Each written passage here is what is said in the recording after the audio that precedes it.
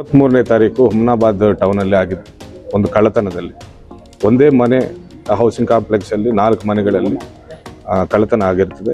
Early morning 3 ಗಂಟೆಗೆ ಇಬ್ಬರು mask ಧರಿಸಿ ಕಳ್ಳತನ ಮಾಡಿರ್ತಾರೆ. ಸುಮಾರು 410 gram gold plus 7 lakhs in ಕ್ಯಾಶನ್ನು ಕಳುವು ಮಾಡಿರ್ತಾರೆ. ಆರೋಪಿಗಳ ಬಗ್ಗೆ ಯಾವುದೇ ಸುಳಿವು ಇರಲಿಲ್ಲ.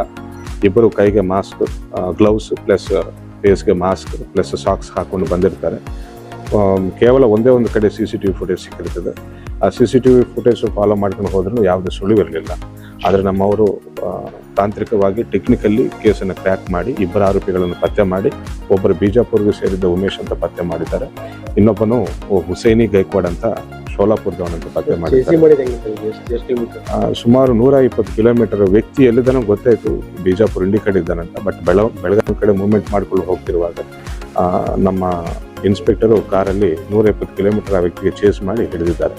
ಅದೇ ರೀತಿ ಹುಸೇನಿ ಗೈಕ್ವಾಡ್ ಅನ್ನೋನು ಕೂಡ ಶೋಲಾಪುರಲ್ಲಿ ಸುಮಾರು 25 HBT ಪ್ರಕರಣಗಳಲ್ಲಿ ಆರೋಪಿಯಾಗಿರ್ತಾನೆ, ಹ್ಯಾಬಿಟುವಲ್ ಆಫೆಂಡರ್ ಆಗಿರ್ತಾನೆ. ಆ ವ್ಯಕ್ತಿಯನ್ನು ಕೂಡ ಶೋಲಾಪುರ ಪೊಲೀಸರ ಸಹಾಯದಿಂದ ಹಿಡಿದಿದ್ದಾರೆ.